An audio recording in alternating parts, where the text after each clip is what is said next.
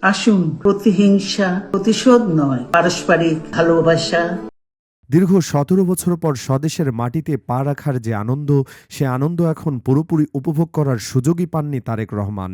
যুক্তরাজ্যে নির্বাসিত জীবনের দীর্ঘ অধ্যায় শেষ করে গত ২৫ ডিসেম্বর যখন তিনি ঢাকার মাটিতে পা রাখলেন, তখন তার চোখে ছিল স্বপ্ন, মনে ছিল হাজারো প্রত্যাশা, কিন্তু নিয়তির কি নির্মম পরিহাস। স্বদেশ প্রত্যাবর্তনের মাত্র ৫ দিনের মাথায় তাকে মুখোমুখি হতে হলো জীবনের সবচেয়ে বড় শোকের। হারালেন তার সবচেয়ে আপন জনকে, যিনি শুধু তার মা নন, বাংলাদেশের রাজনৈতিক ইতিহাসের এক অবিস্মরণীয় অধ্যায়ের নাম বেগম খালেদা জিয়া। সাবেক প্রধানমন্ত্রী, বিএনপি চেয়ারপারসন বেগম খালেদা জিয়া বাংলাদেশের রাজনীতির এক অমর প্রতীক। ৮০ বছর বয়সে এভারকেয়ার হাসপাতালে শেষ নিঃশ্বাস ত্যাগ করেন। চিকিৎসকদের সর্বশেষ প্রচেষ্টাও ব্যর্থ হয়। ২৫ ডিসেম্বর শীতের সকাল, হাজারের পর হাজার বিএনপি নেতাকর্মী ঢাকায় ভিড় জমান। লন্ডন থেকে দেশে ফিরেছেন তারেক রহমান। তারেকের গাড়ি যখন সড়কে ঢুকল, সমর্থকদের চিৎকারে ভেসে উঠল পুরো শহর। রাজনৈতিক অঙ্গনে নতুন এক গতিশীলতার সৃষ্টি হয়েছিল, কিন্তু সেই আনন্দের মাঝেই একটি অদৃশ্য ছায়া নেমে এসেছে। ফিরে আসার পর থেকেই তারেক রহমানের মায়ের স্বাস্থ্য নিয়ে উদ্বেগ বেড়ে চলছিল। বয়সজনিত জটিলতা, ডায়াবেটিস, কিডনি সমস্যা, এগুলোই ছিল তার শরীরের জন্য ধীরে ধীরে মৃত্যুর হাতিয়ার বানিয়ে ফেলেছিল। তারেক রহমানের মাত্র দেশে পা দেওয়া মাত্রই হাসপাতালে গিয়ে মায়ের শয্যাপাশে সময় কাটাতে শুরু করেন।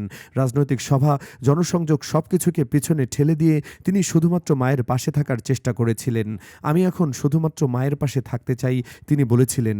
মঙ্গলবার সকালের কথা, হাসপাতালের আইসিইউতে ডাক্তাররা শেষ পর্যন্ত হার ম্যানেজ করতে পারেননি। খালেদা জিয়ার হৃদস্পন্দন থেমে যায়। চিকিৎসকরা সবকিছু চেষ্টা করেও ব্যর্থ হন। চলে যান বাংলাদেশের প্রথম নারী প্রধানমন্ত্রী, এক যুগের প্রতীক। তারেক রহমান সেই সময় ছিলেন শয্যার পাশে, চোখে জল, কণ্ঠে আটকে থাকা কণ্ঠস্বর। তিনি মায়ের শেষ শ্বাসের সাক্ষী হন। রাজনৈতিক প্রত্যাবর্তনের উচ্ছ্বাস মুহূর্তের মধ্যে পরিণত হয় এক গভীর ব্যক্তিগত বেদনায়। বেগম খালেদা জিয়ার মৃত্যু এমন একটি ব্যক্তিগত শোক নয়, এটি বাংলাদেশের রাজনৈতিক ইতিহাসে এক যুগের সমাপ্তি। তিনি ছিলেন সেই নারী যিনি সামরিক শাসনের বিরুদ্ধে সংগ্রাম করে গণতন্ত্র ফিরিয়ে আনেন, ৩ বার প্রধানমন্ত্রী হিসেবে দেশ পরিচালনা করেন এবং জাতীয়তাবাদী দলের অমর নেতৃত্ব দেন। রাজনৈতিক বিশ্লেষকরা বলছেন, খালেদা জিয়ার মৃত্যুতে বাংলাদেশের রাজনীতিতে একটি শূন্যতা তৈরি হয়েছে, যা পূরণ করা কঠিন হবে। খালেদা জিয়ার রাজনৈতিক যাত্রা শুরু হয়েছিল তার স্বামী লেফটেন্যান্ট জেনারেল জিয়াউর রহমানের হাত ধরে। ১৯৭৯ সালে জিয়া রাষ্ট্রপতি হওয়ার সময় খালেদা জিয়া ছিলেন একজন সাধারণ গৃহিণী। রাজনীতিতে তার কোনো ভূমিকা ছিল না, কিন্তু ১৯৮১ সালে জিয়া হত্যাকাণ্ডের পর পরিস্থিতি বদলায়। বিএনপি গঠিত হয় আর খালেদা জিয়া সেই দলের নেতৃত্ব নেন। ১৯৯১ সালে প্রথমবারের মতো তিনি প্রধানমন্ত্রী হন। তার নেতৃত্বে বাংলাদেশ গণতান্ত্রিক প্রক্রিয়া পুনঃপ্রতিষ্ঠা পায়। ১৯৯৬, ২০০১ এবং ২০০৯ সালে তিনি আবারও প্রধানমন্ত্রী হিসেবে দায়িত্ব পালন করেন। তিনি ছিলেন এক অনন্য নেত্রী, যিনি কখনো ভয় পেতেন না। ১৯৯০-এর দশকে এরশাদের সামরিক শাসন বিরোধী আন্দোলনে তার ভূমিকা ছিল ঐতিহাসিক। জারি করার নেতৃত্বে তিনি দেশকে গণতন্ত্রের পথে ফিরিয়ে আনেন। তার কঠোর ভাষণ, অটল মনোবল, এগুলোই তাকে আয়নার মেয়ে বা মাতা উপাধিতে ভূষিত করেছিল। ১৯৭৫ সালের ১৫ই আগস্ট দিনাজপুর জেলার এক সাধারণ মধ্যবিত্ত পরিবারে জন্মগ্রহণ করেন তিনি। পিতামহ হাজী সালামত আলী, মাতামহ জলপাইগুড়ির তোয়াবুর রহমান। এই পরিবারটি ছিল শিক্ষায় এবং ব্যবসায়ে অভ্যস্ত। বাবা ইস্কান্দার মজুমদার ছিলেন একজন ব্যবসায়ী, মা বেগম তৈয়বা মজুমদার একজন গৃহিণী। খালেদার পিতৃকুলের মূল নিবাস ফেনী জেলার ফুলগাজী উপজেলার শ্রীপুর গ্রামের মজুমদার বাড়ি। খালেদার শিক্ষাজীবন শুরু হয় দিনাজপুরের মিশন স্কুলে মাত্র ৫ বছর বয়সে। তারপর দিনাজপুর সরকারি বালিকা উচ্চ বিদ্যালয় থেকে ১৯৬০ সালে ম্যাট্রিকুলেশন পাশ করেন। একই বছরই তিনি জিয়াউর রহমানকে বিয়ে করেন। জিয়া তখন পাকিস্তান সেনাবাহিনীর একজন ক্যাপ্টেন এবং ডিএফআই এর কর্মকর্তা হিসেবে দিনাজপুরে কর্মরত ছিলেন। বিয়ের পরে খালেদা জিয়া বা বেগম খালেদা জিয়া নামে পরিচিতি লাভ করেন। ১৯৭১ সালে মুক্তিযুদ্ধের সময় খালেদা জিয়ার জীবন এক ভয়াবহ পর্যায়ে প্রবেশ করে। মুক্তিযুদ্ধ শুরু হওয়ার পর তিনি কিছুদিন আত্মগোপনে থাকেন। ১৬ মে নৌপথে ঢাকায় চলে আসেন এবং বড় বোন খুরশিদ জাহানের বাসায় আশ্রয় নেন। ১৫ ডিসেম্বর পর্যন্ত তিনি ঢাকার ক্যান্টনমেন্ট পাকিস্তানি সেনাবাহিনী মেজর জেনারেল জমশেদের অধীনে বন্দী ছিলেন। ১৬ ডিসেম্বর বাংলাদেশ স্বাধীন হওয়ার পর তিনি মুক্তি পান। মুক্তিযুদ্ধের পরও খালেদা জিয়া রাজনীতিতে আসেননি। জিয়াউর রহমান রাষ্ট্রপতি হওয়ার সময়ও তিনি ছিলেন একজন সাধারণ গৃহিণী। ২ পুত্র তারেক আরাফাতের লালন পালন এবং গৃহিণীর কাজে ব্যস্ত।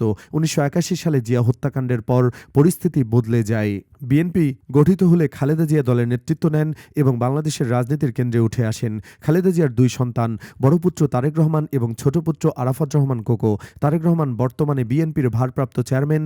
আরাফাত রহমান 2015 সালের 24 জানুয়ারি মালয়েশিয়ার কুয়ালালামপুরের ইউনিভার্সিটি মালায়া হাসপাতালে হৃদযন্ত্রের ক্রিয়া বন্ধ হয়ে মারা যান। খালেদা জিয়ার জীবন ব্যক্তিগত শোকের অভাব ছিল না।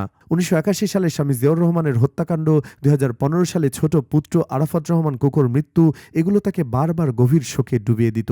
তবুও তিনি রাজনৈতিক অঙ্গনে অটল ছিলেন। কিন্তু এইবার তারেক রহমানের সামনে দাঁড়ালো সবচেয়ে বড় পরীক্ষা, মায়ের শেষ বিদায়। খালেদা জিয়ার স্বাস্থ্যের অবনতির খবর সামাজিক মাধ্যমে ছড়িয়ে পড়ার পর থেকেই গুজবের বন্যা শুরু হয়েছিল। ফেসবুক, টুইটার, সব জায়গায় নানা ধরনের অপ্রমাণিত খবর ছড়াচ্ছিল।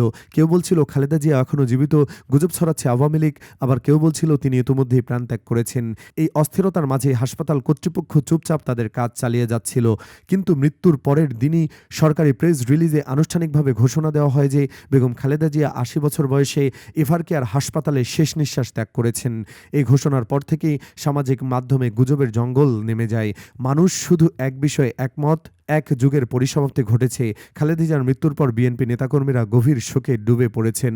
দলের সভাপতি মির্জা আব্বাস আলী বলেছেন, মাতা চলে গেলেন, কিন্তু তার আদর্শ আমাদের হৃদয়ে জেগে থাকবে। অন্যদিকে আওয়ামী লীগের নেতারা শেখ হাসিনা টুইটারে লিখেছেন, বেগম খালেদা জিয়ার মৃত্যুতে আমি গভীর শোকে আছি। বাংলাদেশের রাজনীতিতে তার অবদান অম্লান। তারেক রহমান নিজেও এখন এক দ্বন্দ্বে ভুগছেন। একদিকে দেশে ফিরেই তিনি পেলেন সমর্থকদের অকৃত্রিম ভালোবাসা, অন্যদিকে মায়ের মৃত্যু তাকে ভেঙে দিল। খালেদা জিয়ার শেষ ইচ্ছা ছিল তাকে ফেনী জেলার পৈতৃক বাড়িতে দাফন করা হোক, কিন্তু সরকারি প্রোটোকল অনুযায়ী ঢাকার মিরপুরের বঙ্গবন্ধু শাহী জামে মসজিদের নামাজে জানাজা অনুষ্ঠিত হবে, তারপর ফেনীতে নিয়ে যাওয়া হবে।